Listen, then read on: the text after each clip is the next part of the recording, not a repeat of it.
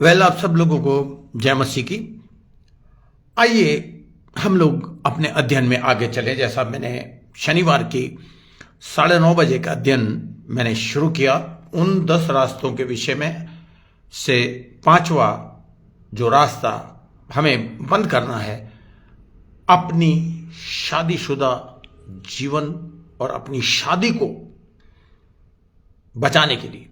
क्योंकि हमने पहले पत्रस में उसके 5वें अध्याय के 8वें पद में पढ़ा है कि शैतान गरजने वाले सिंह है कि नहीं, सचेत रहो, सावधान रहो, क्योंकि शैतान तुम्हारा विरोधी गरजने वाले सिंह की नहीं इस ताक में रहता है कि किसको फाड़ खाए। यानी कि उसमें से एक उसका स्किल युक्ति है कि किसकी शादी को तबाह और बर्बाद कर दे, क्योंकि उसे मालूम है 2 जनों की पावर के विषय में। यीशु मसीह ने भी चेलों को 2-2 जन करके भेजा। परमेश्वर ने, हमने देखा वचन में लिखा है, पहला अध्याय अगर आप पढ़ेंगे तो आप देखेंगे जब जब परमेश्वर कोई चीज बनाता गया तो वो बोलता गया अच्छा है, अच्छा है, अच्छा है, और आखिर में 6ठे दिन उसने कहा बहुत अच्छा है। लेकिन उसके बाद 18वें पद में आप देखेंगे, उत्पत्ति के 2 अध्याय के 18वें पद में परमेश्वर ने आदम को वाटिका में रखा और उसको जिम्मेदारियां दी, 2 जिम्मेदारियां दी, सिंचाई करना, उसकी बढ़ोतरी करना, उसको खूबसूरत बनाना, उसको हरा भरा रखना। यह आदम का कर्तव्य था। प्लस उसके चारों ओर एक बाड़ा बांधना और उसकी रक्षा करना। और मैंने देखा बहुत से लोगों को, मैंने ये एक्सपीरियंस किया है बहुत से लोगों को। जब मैं शुरू में प्रभु में आया तो मैंने लोगों को ये कहते हुए सुना, क्रिश्चियन लोगों को ये कहते हुए सुना, जब मियाँ बीवी में झगड़ा हो जाता है तो इस तरह की बात नहीं होनी चाहिए, बिल्कुल नहीं होनी चाहिए, लेकिन वो हुई। और आदमी हमेशा औरत को कहता चुप रहे, तेरी वजह से, तेरी जात से, स्त्री जात से अदन वाटिका के अंदर पाप हुआ। बट ये गलत है स्टेटमेंट। बिब्लिकली अगर हम देखें तो उस पाप में दोनों क्या कहते हैं, जिम्मेदार हैं।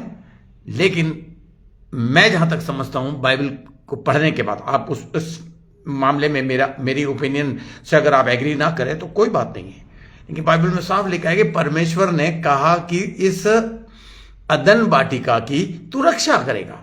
गॉड इंग्लिश में लिखा है, वो उसने नहीं करी और सांप ने अंदर एंट्री ली और हवा से बातचीत शुरू करी। और हवा से गलती यह हुई कि उसकी बातों में आ गई। मैं हमेशा एक बात सिखाता हूं, there is no sin in temptation. अगर आपको किसी भी चीज की टेम्पटेशन आ रही है, आप उसके अगेंस्ट खड़े हो सकते हैं, आप उस कल्पना के अगेंस्ट उसको खंडन कर सकते हैं जो आपके मन में आ रही है।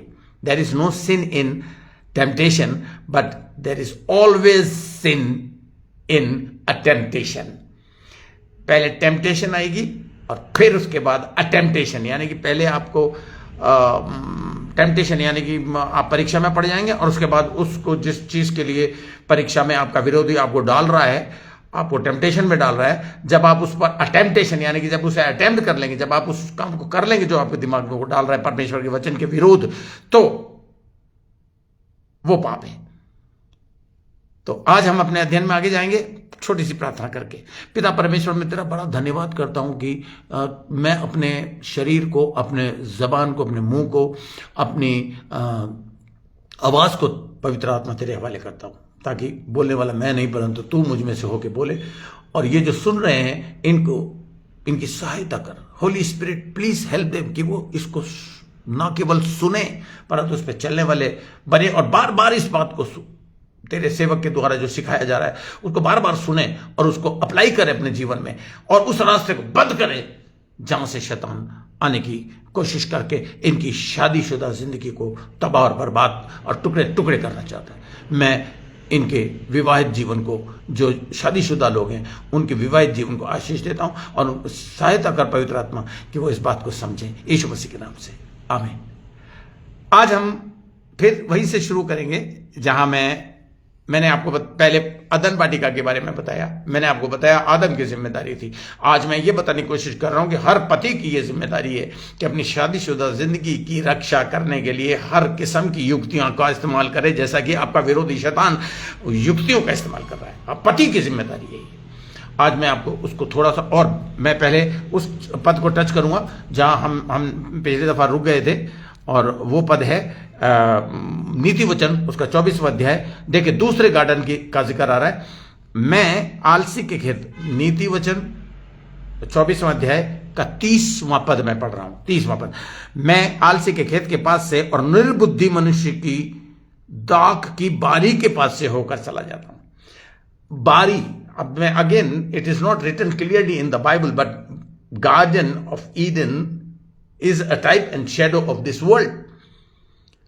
ये बारी, यहां पर बारी का जिक्र है, गार्डन का जिक्र है, ये टाइप एंड शेडो है इस वर्ल्ड के अंदर। परमेश्वर ने हम, जो अकेला है, वो बहुत ही अनब्लेसिंग की बात है कि वो अकेला है, लेकिन जो शादीशुदा है, क्योंकि परमेश्वर ने आदम के लिए यह कहा 18वें पद में, जेनेसिस उसका दूसरा अध्याय के 18वें पद को बार बार पढ़िए।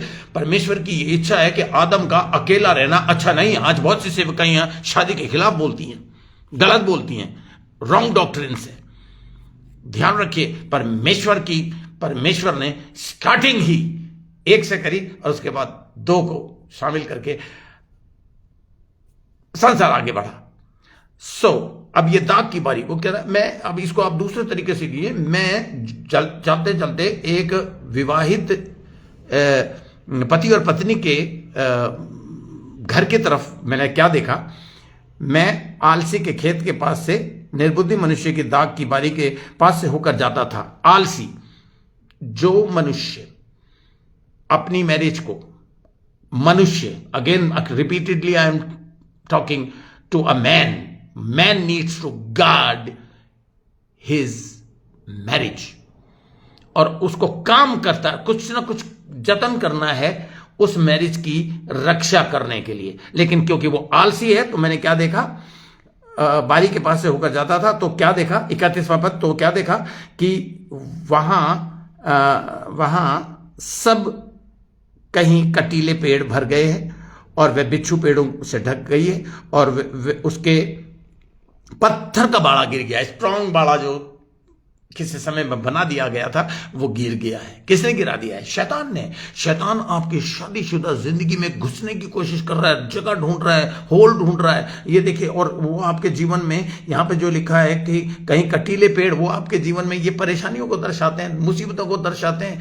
जिद्दोजहद जो आप कर रहे हैं, जो परेशानियां आपके जीवन में आ रही हैं, आपके रिश्तेदारों के थ्रू आ रही हैं, आपके दोस्तों के थ्रू आ रही हैं, आपके समाज के थ्रू आ रही हैं, उसको काट के जड़ से निकाल के फेंकना है।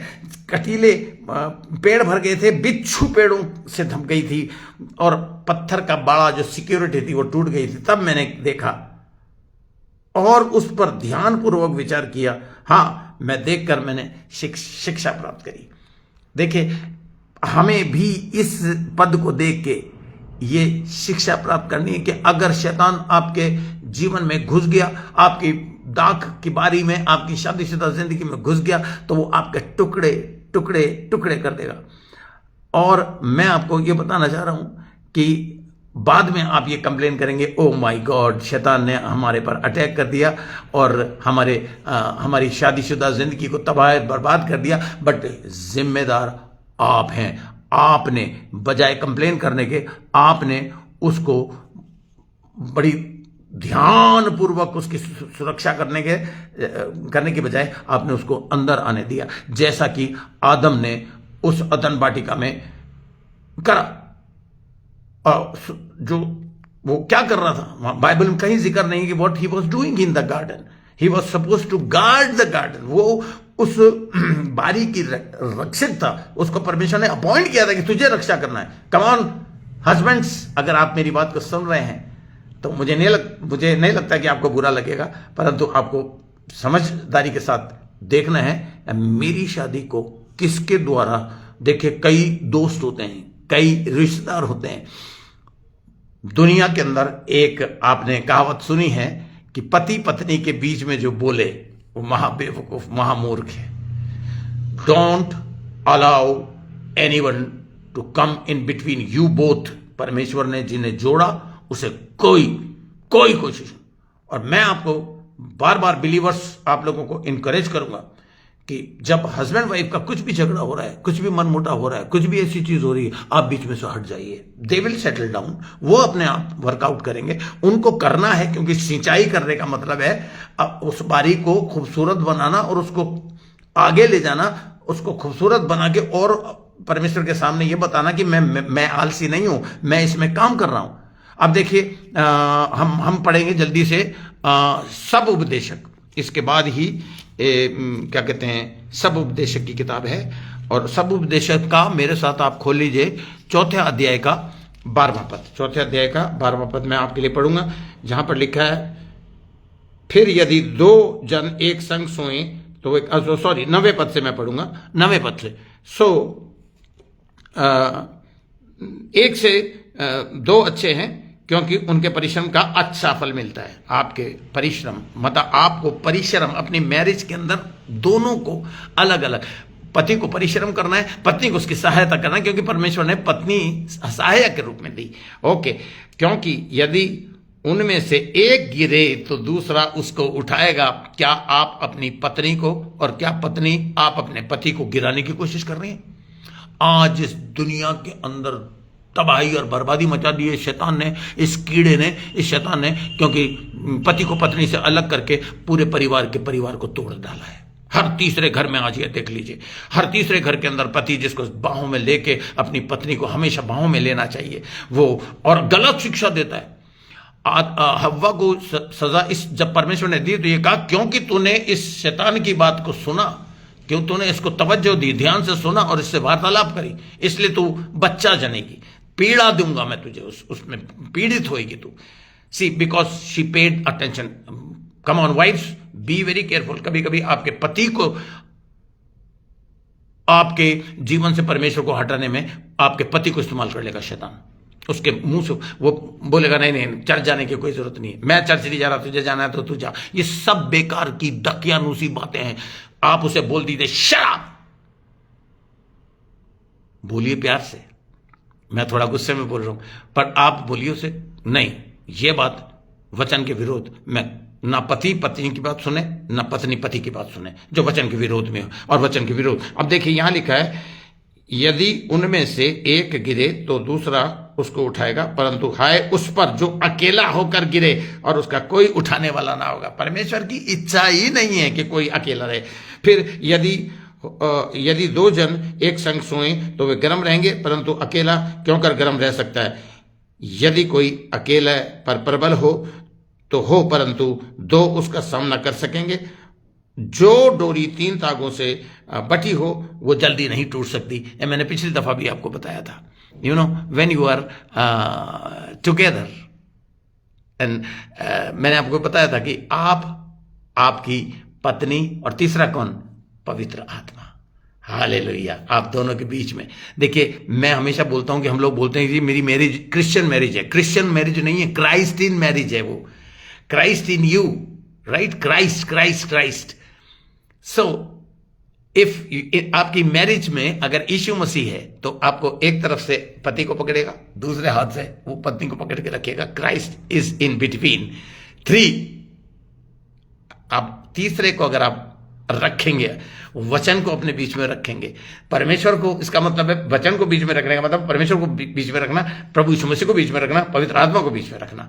और चौथी चीज क्या कहते हैं, ये चीज आपको हमेशा प्रबल बनाएगी। ये यहां पे ये कहा जा रहा है, आप इस बात को ध्यान रखिएगा।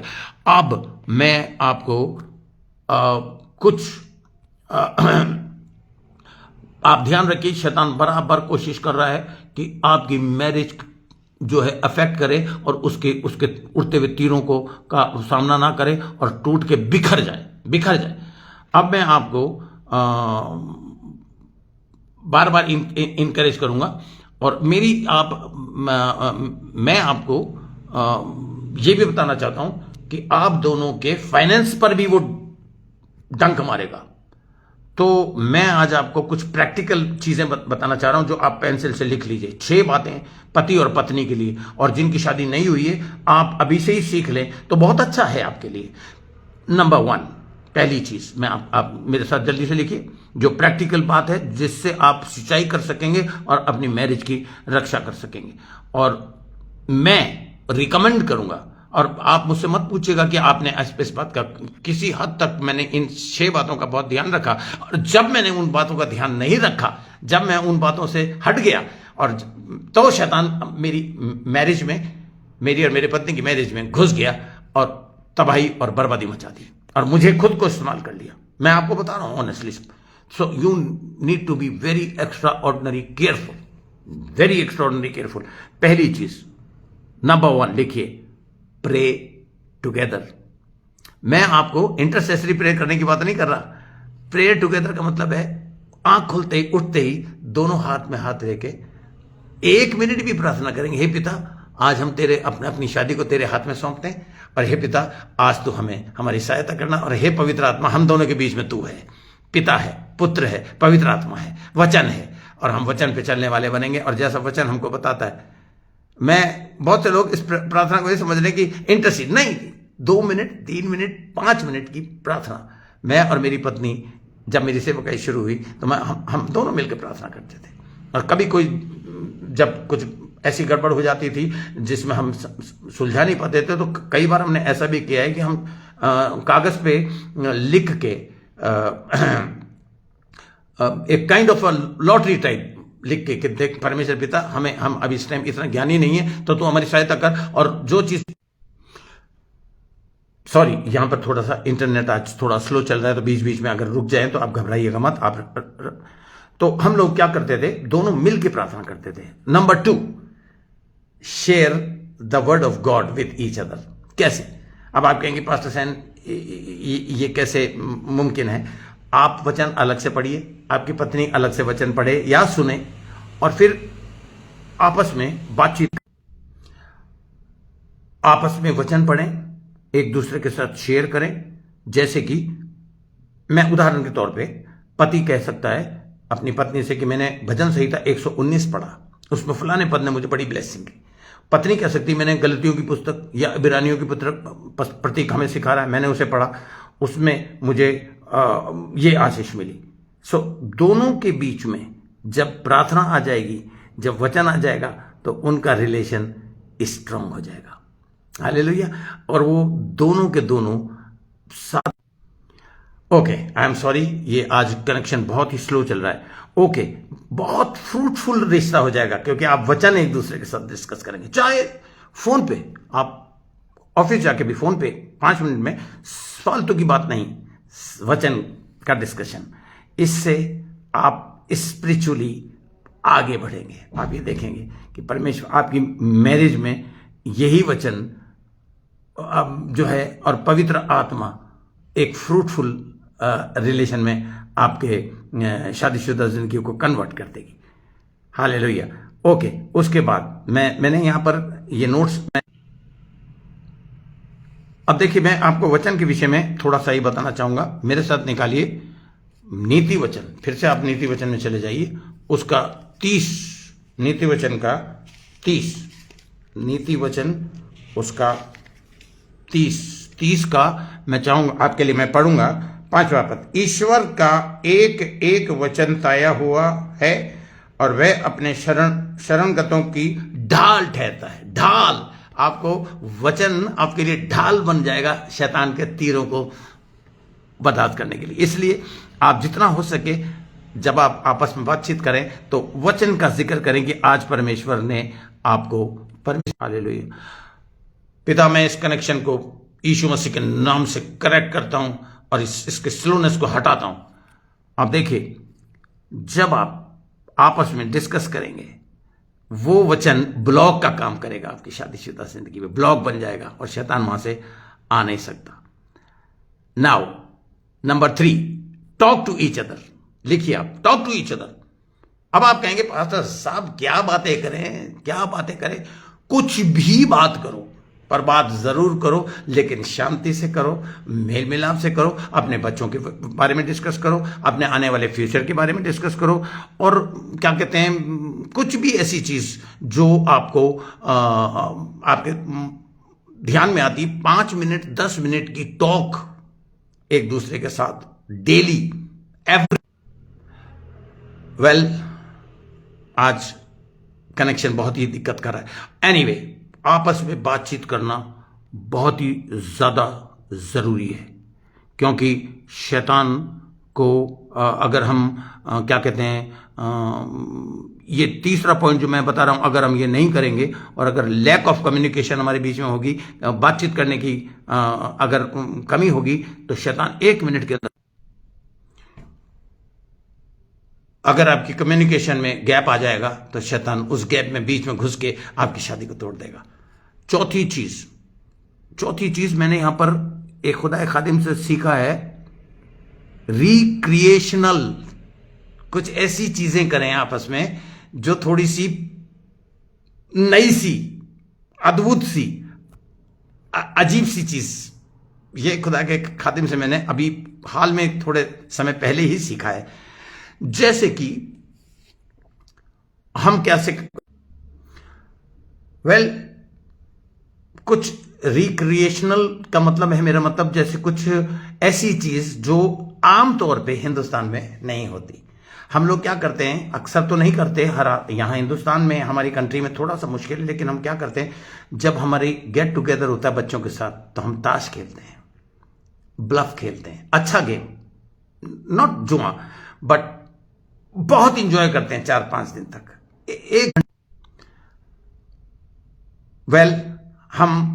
आप लोग चाहें तो हफ्ते में एक बार आधे घंटे के लिए कॉफी शॉप में जा सकते हैं, किसी मॉल में जा सकते हैं, कुछ भी, जो चीज पहले कभी नहीं करी उसको करने से मेरा मतलब है। अब 5वां मेरे साथ आप लिख लीजिए, 5वां, आज बहुत स्लो कनेक्शन हो रहा है और बार बार ये रुक रहा है बीच में, आपको बड़ी अनब्लेसिंग हो रही होगी, मुझे भी बहुत अनब्लेसिंग हो रही है, लेकिन नंबर 5, एक साथ मिलके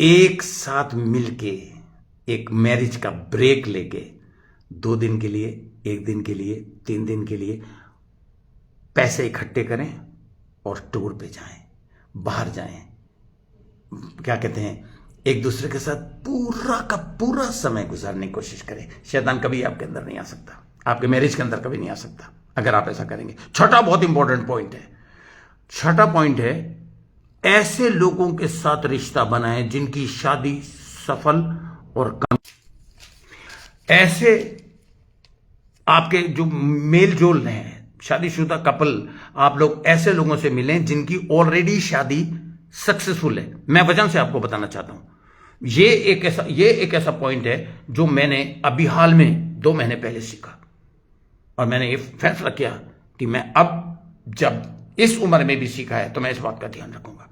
देखिए, अदरवाइज मैं अपनी वाइफ के साथ हमेशा कई जगहों पर, विदेशों में और अपने देश में भी अलग अलग जगहों पर हमेशा मैंने टाइम स्पेंड किया, और ये कारण है, मेरे से कहीं ज्यादा बुद्धि मेरी पत्नी में थी, क्योंकि वचन ये कहता है बुद्धिमान पत्नी अपने घर को बनाती है। एक समय ऐसा आया हमारी शादी के जीवन में जब मेरी पत्नी को बुद्धिमती स्त्री की तरह बिहेव करना था, और उसने किया। अब देखिए, मैं आपको आगे ले चलूंगा, बीच बीच में रुक रहा है आज मामला। शैतान नहीं चाह रहा, वो नहीं चाह रहा कीड़ा कि आज आप ये बातें सीखे। छठा जो बहुत इंपॉर्टेंट है कि अपनी सहभागिता देखिए कि उस पावरफुल कपल के साथ है जो बुद्धिमानी के साथ अपने शादी की निगहबानी कर रहा है। देखिए, नीति वचन का 13वां अध्याय का 20वां पद में पढ़ूंगा। नीति वचन 13वें अध्याय का 20वां पद, बुद्धिमानों की संगति कर, तब तू बुद्धिमान हो जाएगा, परंतु मूर्खों का साथी नाश हो जाएगा। बुद्धिमान, एक्टिव, जिन्होंने अपनी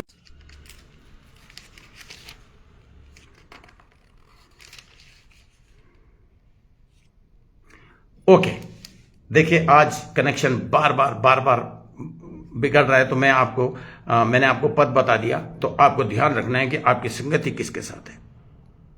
अब मैं आपको एक खास बात बताना चाहूंगा आखिर में, इससे पहले कि हम दुआ करें। परमेश्वर ने पति और पत्नी के लिए, देखिए, व्यवस्था में यहूदियों के लिए क्या नियम बनाया था। व्यवस्था विवरण का मेरे साथ निकालिए, मैं रुकूंगा। व्यवस्था विवरण का 24वां अध्याय का 5वां पद मैं आपको चाहता हूं कि आप पढ़ें। व्यवस्था विवरण उसका 24वां, व्यवस्था विवरण व्यवस्था विवरण का 24वां अध्याय का 5वां पद निकाल लीजिए। जो पुरुष हाल का बिहा हुआ हो वह सेना के साथ ना जाए और ना किसी काम का भार उस पर डाला जाए। वह वर्ष भर अपने घर में स्वतंत्रता से रह के अपनी ब्याई हुई स्त्री को प्रसन्न करता रहे। यानी कि हनीमून आज के टाइम में शॉर्टकट कर दिया है, 5 दिन 4 दिन। हनीमून यहूदियों के समय काल में परमेश्वर ने उनके लिए एक व्यवस्था रखी कि साल भर तक अपनी पत्नी को प्रसन्न करता रहे। अपनी शादी का प्रोटेक्शन करने का मतलब है उन दोनों को प्रसन्न रहना बहुत जरूरी है। हालेलुया। सो मैं ये प्रार्थना करूंगा कि जिनकी शादी नहीं हुई है वो भरोसा करें कि उन्हें एक अच्छा लाइफ पार्टनर बने, और जिनकी शादी हो गई है वो इन सारी बातों का बहुत ध्यान। आइए मैं आपको प्रार्थना करता हूँ। हे पिता परमेश्वर, मैं धन्यवाद करता हूँ कि तूने फिर भी ये टीचिंग कंप्लीट करने में मेरी सहायता करी, जबकि यहाँ जो त्योहार की वजह से